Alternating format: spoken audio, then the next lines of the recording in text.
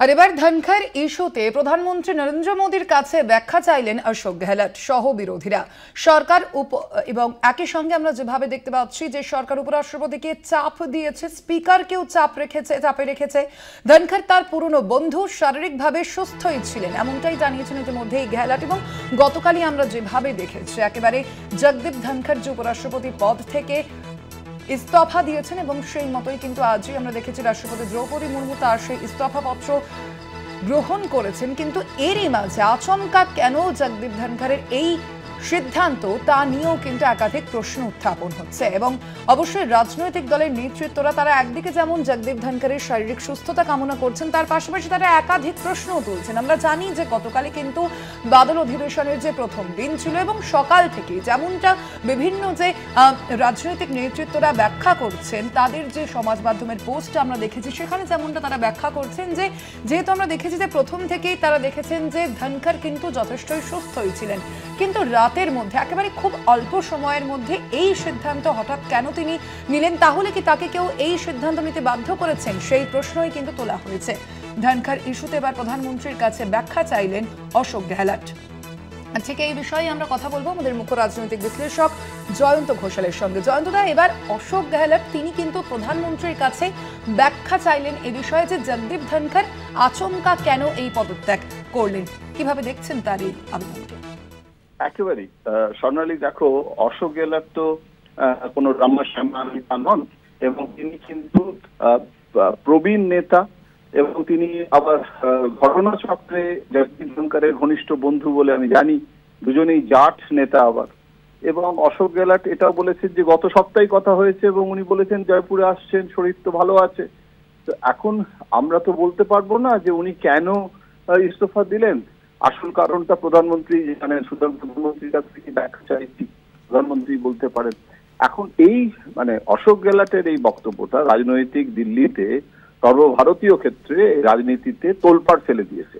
তার কারণ একটাই, তার কারণ হচ্ছে যে সবাই বলছে, মনীষ তিওয়ারি তার বক্তব্য রেখেছেন, আমি সঞ্জয় রাউত বোম্বেতে বসে সব ব্যাপারেই মন্তব্য করেন বটে, কিন্তু তিনি তো বলেইছেন সবার আগে যে এটাতে অন্য কোনো গল্প আছে।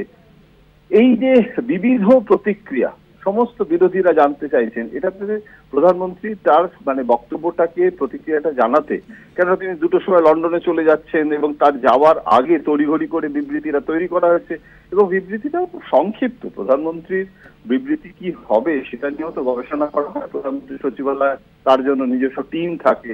এখানে কিন্তু প্রধানমন্ত্রীও বললেন তার বক্তব্যে যে অনেক অপরচুনিটি, অনেক সুযোগ পেয়েছেন কাজ করার জন্য এবং সেই সার্ভিসটা তিনি পেয়েছেন, কিন্তু তিনি কিভাবে কাজ করেছেন তার প্রতি যে একটা সশ্রদ্ধ ভাবের প্রকাশ সেটা কিন্তু ঘটেনি। এবং সব থেকে যেটা স্বর্ণালী আমার খুব অবাক লাগছে, আমি 40 বছর ধরে দিল্লিতে সংসদ কভার করছি, কখনো তো কোনো উপরাষ্ট্রপতি এইভাবে মাঝপথে ইস্তফা দেয়নি, সেটা ভিন্ন কথা। তার কারণ দুবার ইস্তফা দিয়েছেন পূর্ণ মেয়াদ শেষ হওয়ার আগেই, সেটা কিন্তু রাষ্ট্রপতি পদে তারা ভোটে দাঁড়াবেন সেই জন্য তারা উপরাষ্ট্রপতি পদে ইস্তফা দিয়েছেন। কিন্তু এইরকম ভাবে যাকে বলা হয় যে কোনো আনসেরিমোনিয়াস এক্সিট, অর্থাৎ একটা সেরিমনি পর্যন্ত হলো না, সাংবিধানিক পদে ছিলেন তিনি, ইস্তফা দিলেন, তা রাষ্ট্রপতির কাছেও ধনখড় নিজে গেলেন না, এটাও আবার ধনখড়ের দিক থেকেও যে যাবেন না বলে জানিয়েছিলেন, সেটাও খুব বিস্মিত করেছে আমাকে। তার কারণটা হচ্ছে যে একটা সাংবিধানিক শিষ্টাচার তো বলে যে রাষ্ট্রপতির কাছে গিয়ে তিনি চিঠিটা জমা দেবেন, কিন্তু সেটা ফিজিক্যালি দিলেন না এবং বাই মেসেঞ্জার পাঠিয়ে দিলেন। আচ্ছা, আরো মজার ব্যাপার যে সেটাকে ইস্তফাটা একদিনেই সঙ্গে সঙ্গে গ্রহণ করতে হবে এমন দায় পড়েছিল। এটা তো তাকে পদত্যাগী উপরাষ্ট্রপতি হিসেবে তাকে রেখে একটা সেরিমনি, একটা ন্যূনতম প্রোটোকল হতে পারত। সংসদের সেন্ট্রাল হলে যেখানে যুগ্ম সভা হয় সেখানে সমস্ত সাংসদদের ডেকে তাকে বিদায় জানানো যেত। তো একটা সাধারণ কর্মচারী তিনিও যখন চাকরি ছাড়েন, আমরা দেখেছি যে একটা কর্মচারীকেও ফেয়ারওয়েল দেওয়া হয়, সে আগেকার দিনে শাল ধুতি বা একটা ঘড়ি দেওয়া হতো। তো এখানে একদম কোন রকম ফেয়ারওয়েল ছাড়া তাকে টাটা বাই বাই করে দেওয়া হচ্ছে, এটা খুবই বিস্ময়ের কারণ। এবং এই কনজেকচার গুলো, কেননা কারো কাছে তো কোনো প্রমাণ আমাদের কাছে নেই, কিন্তু এটা ক্রমশ স্পষ্ট হয়ে উঠছে যে স্বাস্থ্যের কারণটা, স্বাস্থ্য হতেই পারে কিন্তু আসল কারণ যেটা মনে হচ্ছে সেটা হচ্ছে সব থেকে যেটা বড় কারণ সেটা হচ্ছে যে সুপ্রিম কোর্ট কিন্তু ভয়াবহভাবে একটা আলটিমেটাম দিয়েছে।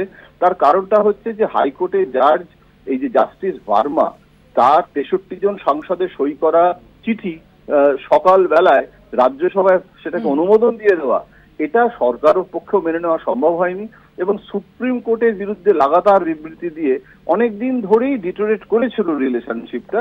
কিন্তু কালকে এমন একটা ঘটনা হলো যেটাকে রাজনীতির ভাষায় স্বর্ণালী একটা কথা আছে যে event has its own momentum.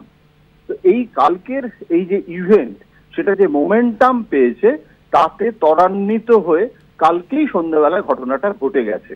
এখন তার ফলে মানে সর্বভারতীয় রাজনীতিতে তুলকালাম এবং রাজনৈতিক বিশ্লেষণে সকলেই এখন ব্যস্ত হয়ে পড়েছে এবং এরপর কে হবে উপরাষ্ট্রপতি, কিভাবে হবে, সেগুলোর দিকেও আমাদের তাকিয়ে থাকতে হবে। স্বর্ণালী, একেবারেই জয়ন্ত, ধন্যবাদ আপনাকে।